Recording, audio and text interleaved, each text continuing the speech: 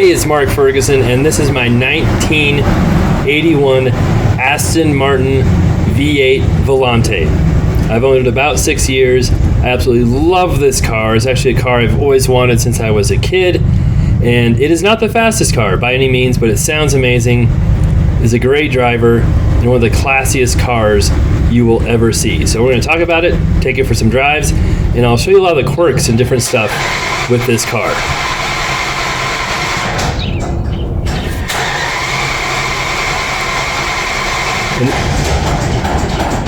And this was me trying to start it after a few months of sitting.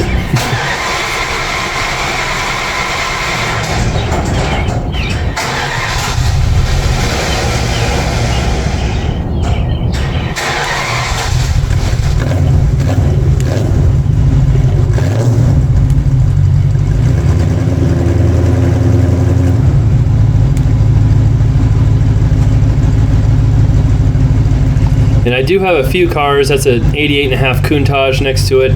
Next to the Countach that you can't see is a 99 Diablo Alpine Edition. And then my wife's bucket bike is sitting right there behind the Countach. But I drive those all the time as well. I usually have a 94 Supra twin turbo 6-speed underneath the Aston Martin. That's at my office garage now. I've also got a 86 Porsche 928 5-speed, a 91 Mustang 5.0 convertible supercharged, 98 Lotus Esprit V8 twin turbo, an Audi S4. My daily driver is a Velociraptor.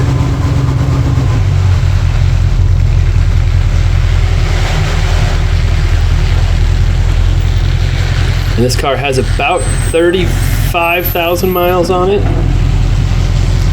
And it actually was in the show Dynasty in the 80s and owned by the designer Bijan. So it has been in movies. The only car I own that is, television. It's been on television, as far as I know. And even when you get it started, it stalls. And before you give me any crap for stalling it, it's an automatic. So, that wasn't me not knowing how to drive. And here's the trunk, which is also...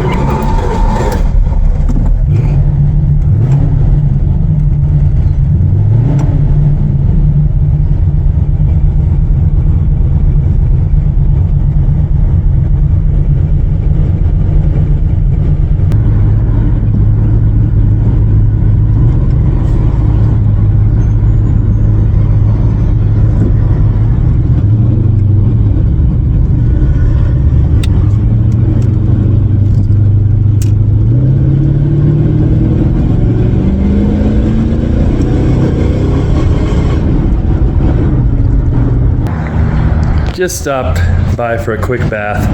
Of course, one thing with a 1981 convertible is you've got to be very careful how much pressure you put between the roof and the windshield in different areas, because it is definitely not watertight. But we'll see how wet it is in here. There's a little bit of water in here. Not a ton, but I was very careful about how much pressure I put up there.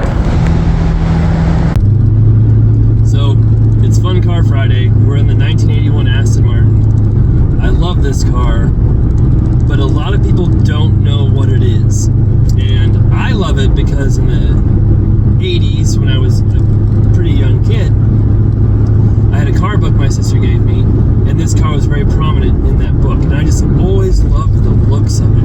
It just looked so cool. It kind of looks like a Mustang, but not really.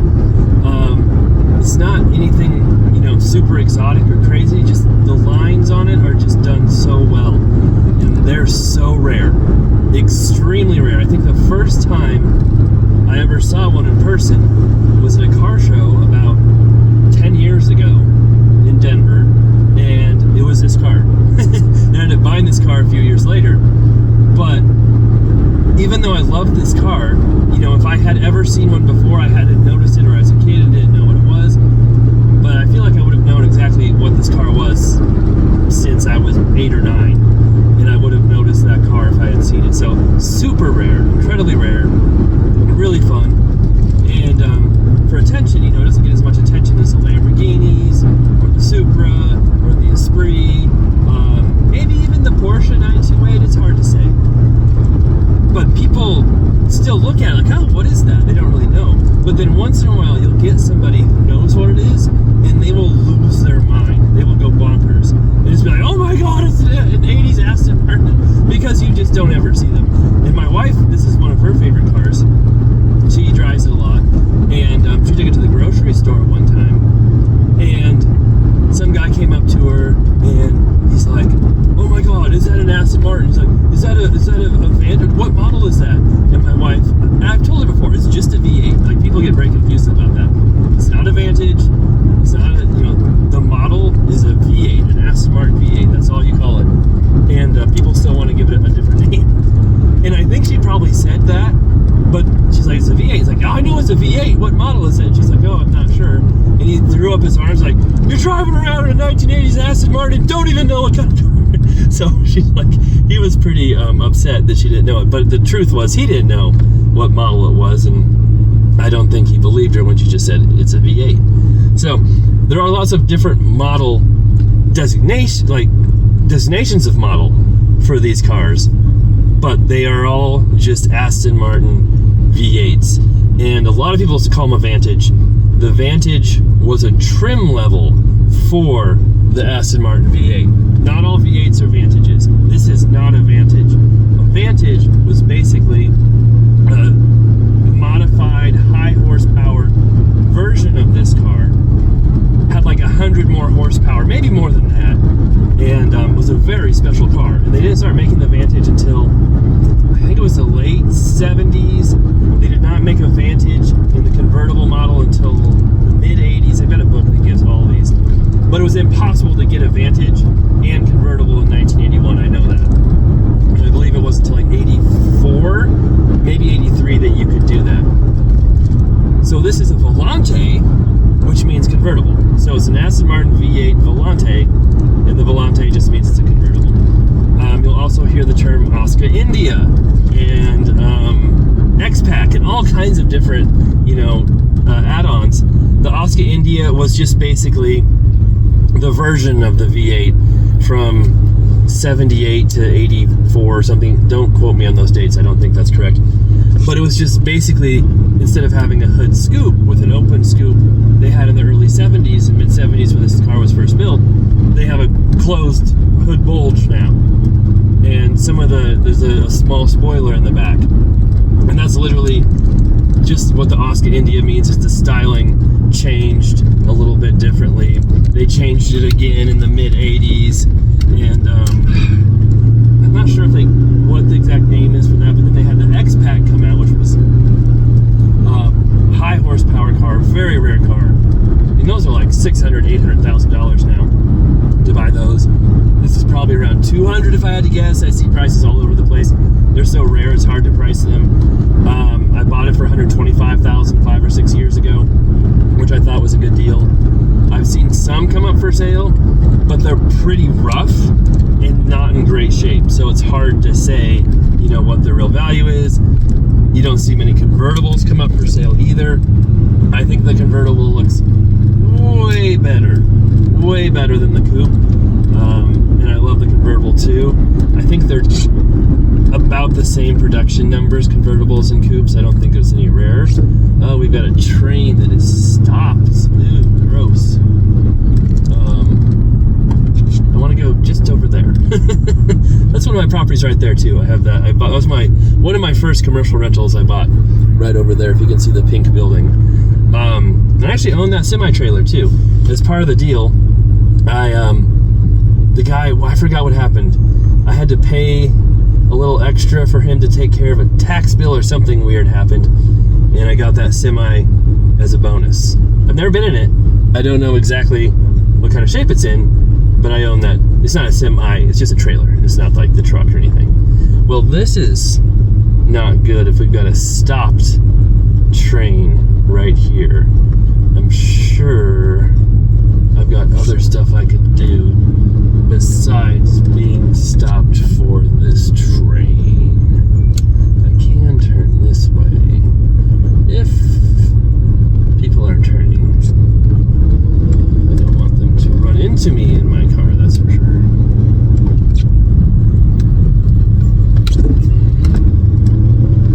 But this is it's an automatic.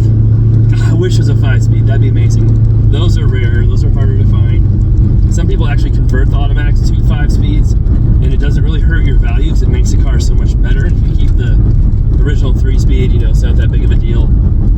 At some point, I may do that. Who knows when? That would be awesome. It's not a super fast car. For the 80s, it was fast. It's like 265 horsepower. For now, it's not fast, especially with the 3-speed automatic. So, I mean, it's a fun car. It's not as fast as the Lambo. It's my slowest car for sure. So not as fast as the Supras, the Lambos. It might be pretty close to as fast as my 91 Supra Turbo. They're probably pretty close. This one would have more torque and get up, but that one might have, it's only 232 horsepower. But this, I think, might be a heavier car. It's hard to say. I've never raced. Maybe someday we'll do some races. I need to buy an airport, though, and get some good courses for that. But yeah, it sounds fantastic. The V8 sounds amazing. That's one of the best parts of this car is the sound, and it's just smooth, classy. It's not meant to be kind of a sports car, even though, oh, that's clear. We can go this way. Even though the Vantage version was very, very fast. Like in the early 80s when you had a Vantage coupe, it was beating Lamborghinis and Ferraris and just was crazy fast if you had the Vantage. But those were like close to 400 horsepower or something. And they might have underrated them on top of that because they had so much power. They're like, well, insurance companies are going to freak out. So I've never driven one. I'd love to drive a Vantage at some point. And you can actually send this motor in to get turned into a Vantage motor as well. That would also be really cool to do. But again, I don't have unlimited money, unfortunately. If I did, there's so many different things you could do and have fun with. But unfortunately, I do not. I was going to go to a property here and check its laundry, but now that we're going this direction, I think I'll just go straight out to my laundromat. We'll drive by another property I own over here. They're actually trying to start a car dealership, which they're not supposed to do based on the county, but it's a tricky situation on that one. The county's really mad at me for that property. And Investfourmore, of course, is my real estate channel if you want to learn more about how I was able to afford these cars and buy these cars, and if you want to see my properties and rentals and flips and businesses and all that stuff we have going on. I did not inherit money from my dad. I did not, or my mom. They did not buy me any properties. So I first started out buying an owner-occupied house. Got an okay deal on my first one. Sold it at a loss, actually, during the middle of the foreclosure crisis. Then got an awesome deal on a foreclosure and refinanced that. Took $50,000 out after the refinance. This was like 2009, 2010. Used that to buy my very first rental property and just kind of snowballed from there, saving, refinancing, investing, and it's, doing more and more flips, different stuff. So it is possible. If you would have asked me in my mid-20s if I would ever have a car like this or a Lamborghini, there's my property right there, I would have said no way. I didn't think I could have. I always wanted them. I always dreamed of having them, kind of when I was a kid, all the way through college. I always figured I'd just get them. Somehow I'd find a way to own exotic cars because I love them. I was obsessed with them. I always wanted them. And I'm not from a car family either. My parents could care less about cars, especially my dad. My sister loves cars, and she kind of got me into them by buying me that book. But after I started my real estate career as a real estate agent, and I realized, man, real life is not easy, right? I own that property too, right there. It's, even when you start making good money, it's like, where's it all go? How do I not have any money? I'm making decent money. I'm selling houses. It's all gone. And then I realized, hey, I've got to invest it. I've got to do better. And then that's when I started buying rentals. That's when it kind of clicked and things just, really did well for me. I also researched how to get rich, how to make money. I didn't just sit back and wait things to happen to me. I went after them, figured out how. I own that property there too. This is a good street if I want to brag and show you how many properties I own. I don't have other streets like that where I own so many in a row.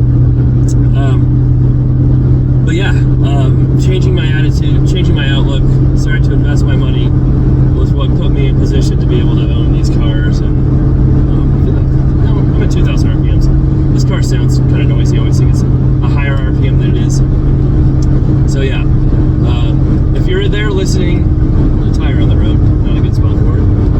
And you're thinking, man, this guy has all these cars, he's so lucky, I wish I could get lucky. It's more about effort and action than luck. And don't give up hope. If you give up hope, you're never gonna get there. But if you have the right attitude, you've got goals, you have a belief you can do it, there's a good chance you can do it. No guarantees in life, but I'd much rather try and fail than not try and wonder what would have happened. Sorry, there's my spiel for the day. The inside, the interior on this is so nice.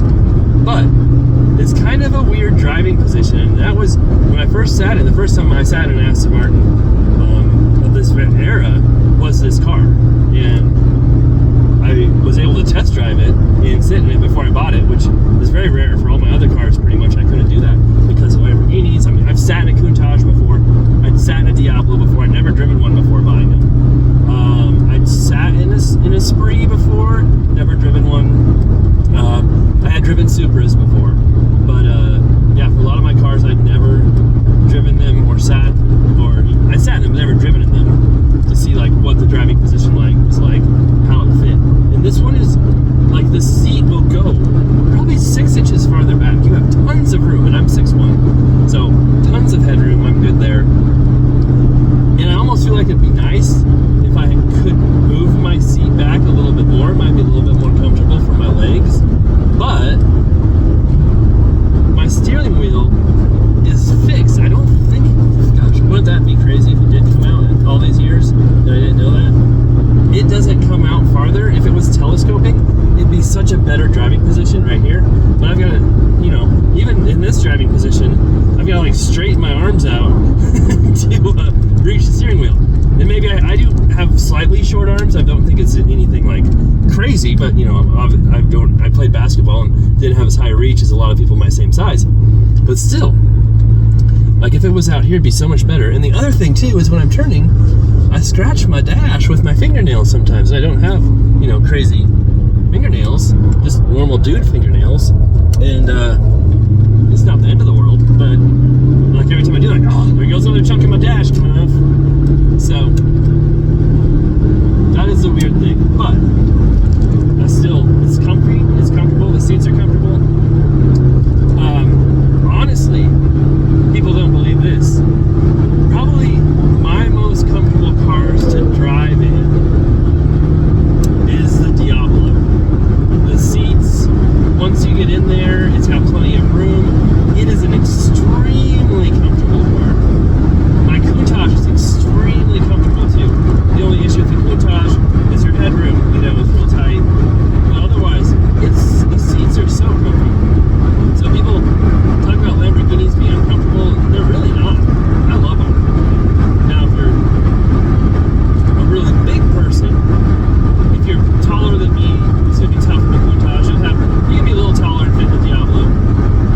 If you're wider, maybe that could make it pretty uncomfortable. But no, I love the comfort level of those cars. And I feel like these seats could have a little more support, but they're not bad. Like I said, it's not really, it doesn't feel like a sports car. It definitely feels more like a grand tour, one you're going to drive across the country style, and smooth, not super fast.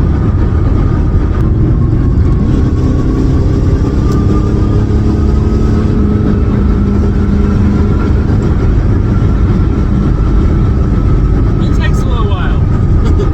That was from about 60 to 80 or so, and it takes some time to get up there. But we're cruising along at 72 or so, and we're at 2,700 RPMs. So that shows you how tall the gearing is with your 3-speed automatic. You know, we're going over 70 and not even at 3,000 RPMs. So if it had a 5-speed, got a 6-speed would be amazing too. You definitely have shorter gearing and it would feel a lot faster as well. Hey, it's Mark Ferguson with Investfourmore.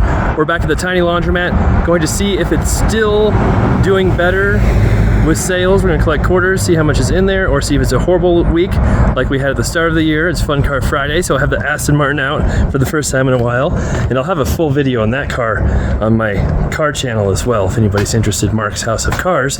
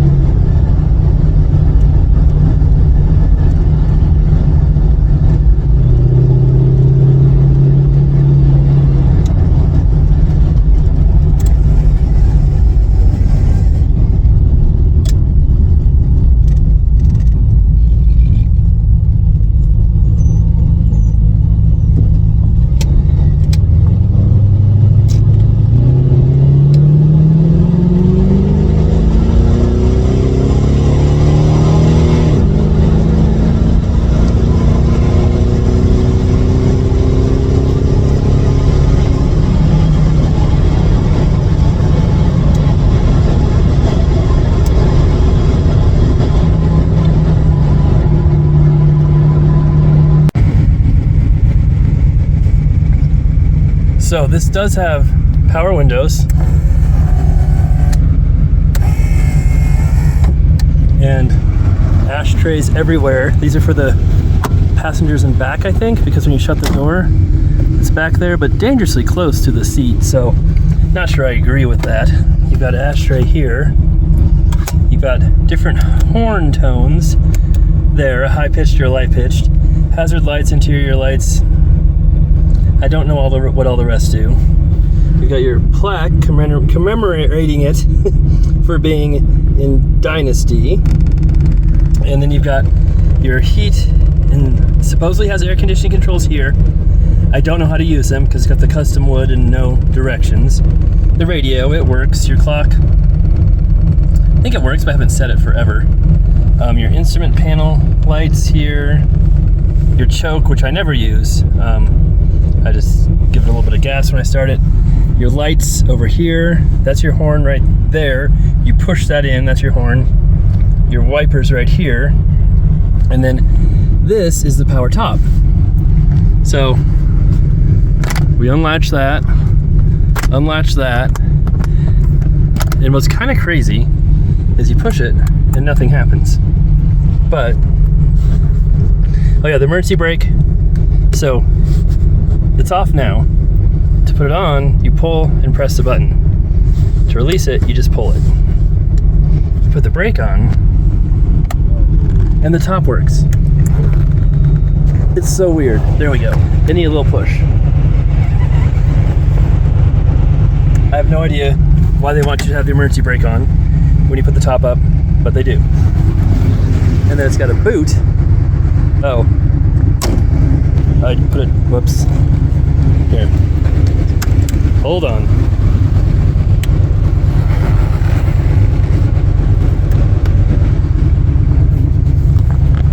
Oh no, I had it right. There we go. Never mind. I'm confused. Okay. Close that down again. My boot's on the inside. That's what's going on. I knew something was wrong. Here we go.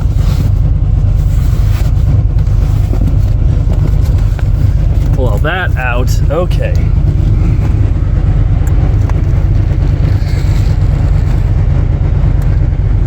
And this comes over here like so. And then it all buttons down. You find a little latch. There. Find a little latch. There.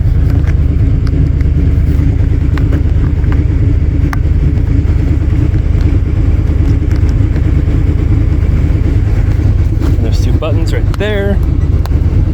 Velcro right there. And you do the other side.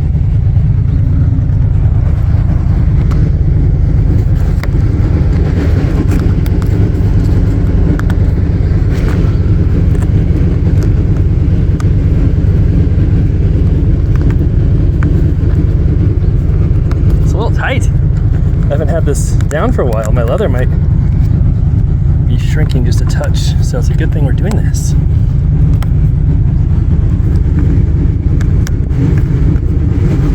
It's easier with two hands, of course, but we're filming there. Now, oh yeah, it's got buttons on the inside too. Almost forgot. There we go. Now we have a convertible.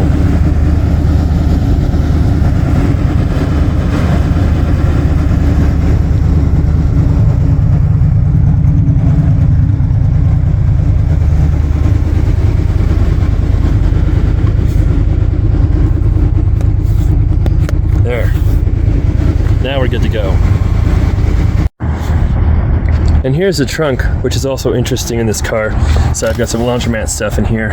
Under here is the battery, and it's got some straps there, old and broken. I don't want to move that too much. And then I believe the spare tire is under here. It's got a fire extinguisher, and this is a little first aid kit.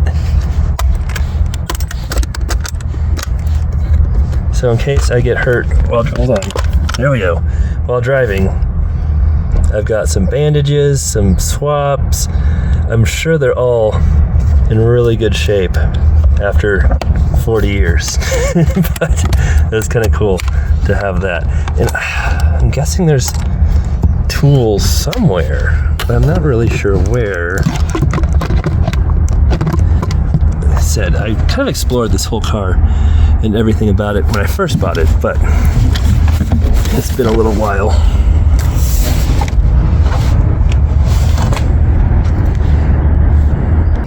The car does have some other interesting features as well, such as you have no mirror on your visor, but, oh, it's coming off a little bit. There's your mirror. At least the passenger gets a mirror.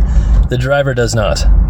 And then this opens your boot and your fuel gauges, which are also very interesting. I'll show you those here in a second. And then my daughter's dirty socks, sorry, but you do have a footrest down there for the passenger too, so you got that creature comfort. That is the trunk release for the front because it's British and it's on the right side still. They did not put it over here on the left. At least that's what I'm going with. Maybe there's another reason for it. But here, you can see, now everything I've read, it does not have 2 gas tanks. It just has 2 different places to fill them. And I saw that, I think Doug DeMiro, sorry. I always forget his last name. The car guy. Did a Lagonda, like an 80s Lagonda. And that one also had 2 gas tanks on each side, I believe. So there's the hood release. Just a little clip right here. And it goes up like that. I did get this stuck one time, that latch, in between. Was it in here? Yes, in between here. It took me forever to get that open. So I have to make sure when I shut it that I'm very careful. But here you can see the motor, Aston Martin Lagonda, Aston Martin, and engine built by Bert Nash, Aston Martin Lagonda, 1975. I don't know if that's the year they built this, because this is a 1981 car, if they kept them that long, or if that's just a guy who designed the motor. I'm not sure. I'd have to do some research on that. But that's kind of cool. Everything's pretty easy to get to. Big V8. These actually aren't that complicated mechanically, as opposed to, the Lamborghinis and Lotus and other cars I have like that. So that's one nice aspect of it. But it isn't as fast as those either. Unless, of course, you have a Vantage.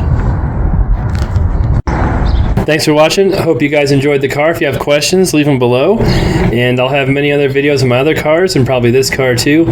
Fun car, not the fastest in the world, but I love the looks. And just today, so many people kind of stop and look at it like, what is that? And it's a pretty classic, timeless design.